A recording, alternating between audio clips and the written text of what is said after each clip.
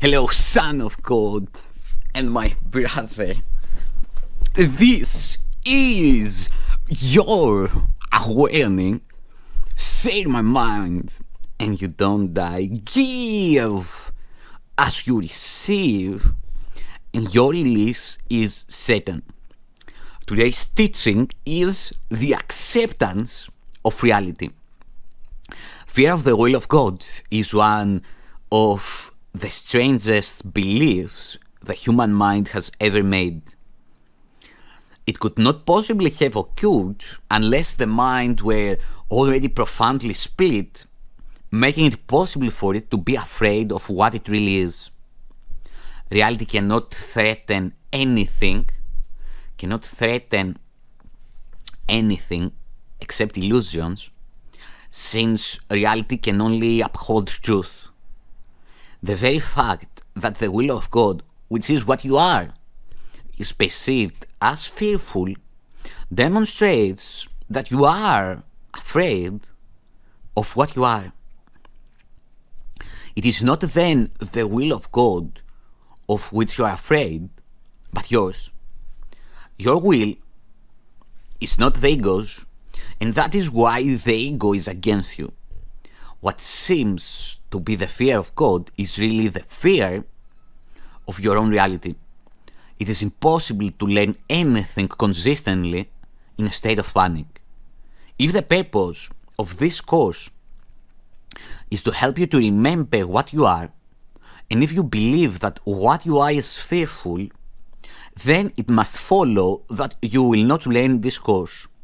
Yet the reason for the course is that you do not know what you are. If you do not know what your reality is, why would you be so sure that it is fearful? The association of truth and fear, which would be highly artificial at most, is particularly inappropriate in the minds of those who do not know what truth is. All this could mean is that you are arbitrarily associating something beyond your awareness with something you do not want. It is evident then that you are judging something of which you are totally unaware. You have set up this strange situation so that it is impossible to escape from it, it is impossible to escape from it without a guide who does know what your reality is. The purpose of this guide is merely to remind you of what you want. He is not attempting to force an alien will upon you. He is merely making every possible effort within the limits you impose on him to re-establish your own will in your awareness.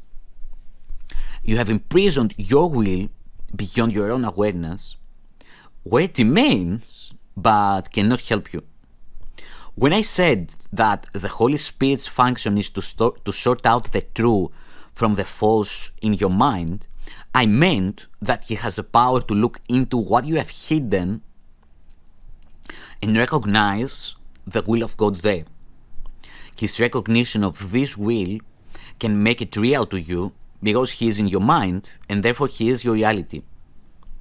If then his perception of your mind brings its reality to you, he is helping you to remember what you are. The only source of fear in this process is what you think you will lose. Yet it is only what the Holy Spirit sees that you can possibly have. I have emphasized many times that the Holy Spirit will never call upon you to sacrifice anything. But if you ask the sacrifice of reality of yourself, the Holy Spirit must remind you that this is not God's will, because it is not yours. There is no difference between your will and God's. If you did not have a split mind, you would recognize that willing is salvation because it is communication.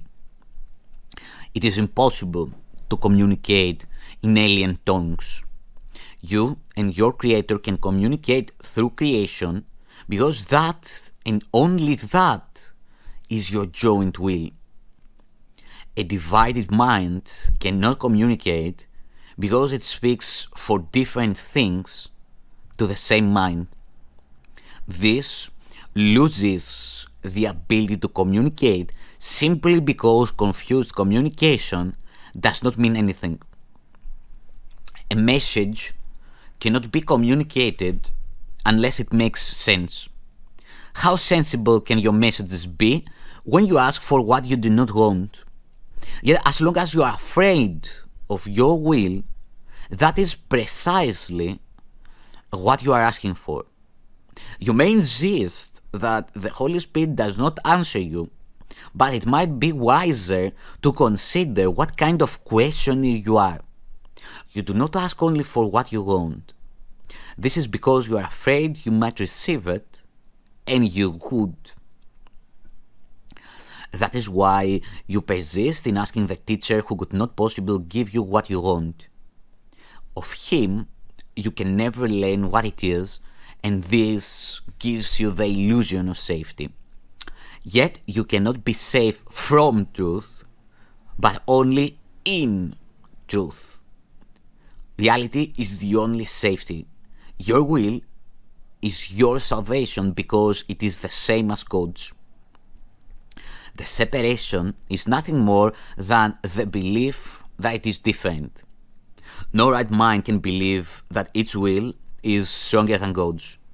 If then a mind believes that its will is different from his, it can only decide either that there is no God or that God's will is fearful. The former accounts for the atheist, and the latter for the martyr who believes that God demands sacrifices. Either of these insane decisions will induce panic because the atheist believes he is alone and the martyr believes that God is crucifying him. Yet no one really wants either abandonment or annihilation, even though many may seek both. Can you ask the Holy Spirit for gifts such as this and actually expect to receive them? He cannot give you something you do not want. He cannot give you something you do not want.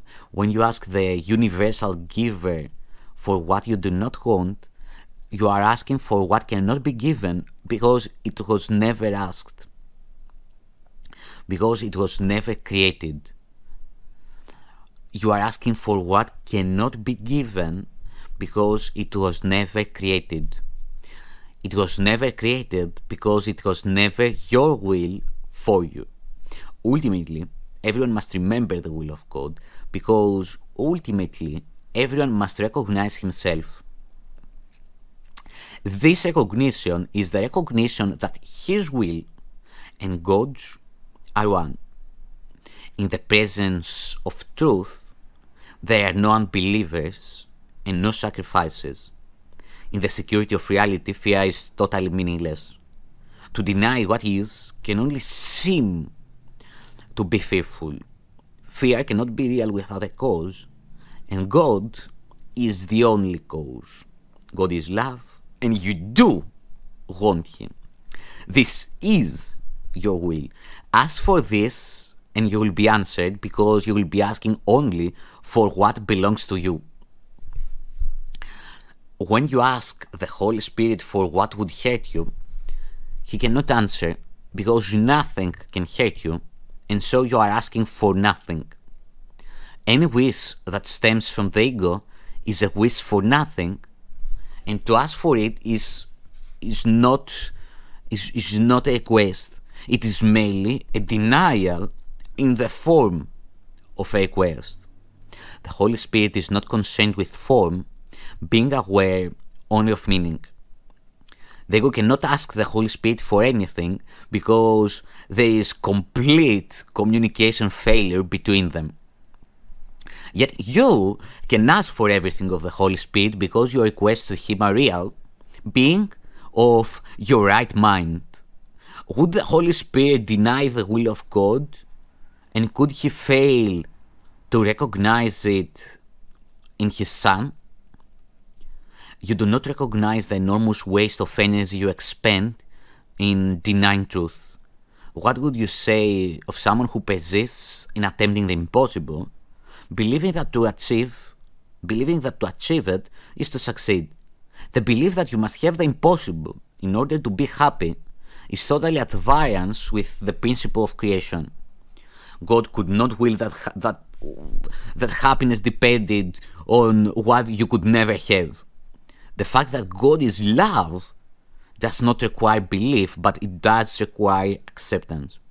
It is indeed possible for you to deny facts, although it is impossible for you to change them. If you hold your hands over your eyes, you will not see because you are interfering with the laws of seeing.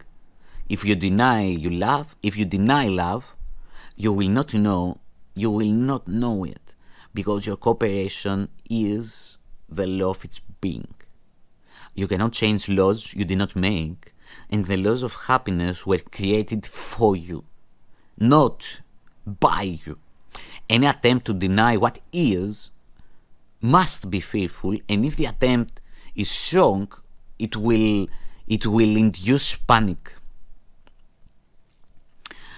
Willing against reality, though impossible, can be made into a very persistent goal, even though you do not want it. But consider the result of this strange decision. You are devoting your mind to what you do not want. How real can this devotion be? If you do not want it, it was never created. If it were never created, it is nothing. Can you really devote yourself to nothing? God, in his devotion to you, created you devoted to everything and gave you what you are devoted to. What you are devoted to. Otherwise, you would not have been created perfect. Reality is everything, and you have everything because you are real. You cannot make the unreal because the absence of reality is fearful, and fear cannot be created. As long as you believe that fear is possible, you will not create. Opposing orders of reality makes reality meaningless, and reality is meaning. Remember then that God's will is already possible and nothing else will ever be. This is the simple acceptance of reality because only that is real. You cannot distort reality and know what it is. And if you do distort reality, you will experience anxiety, depression, and ultimately panic because you are trying to make yourself unreal. When you feel these things, do not try to look beyond yourself for truth. For truth can only be within you. Say, therefore, Christ is in me, and where he is, God must be. For Christ is part of him. Peace.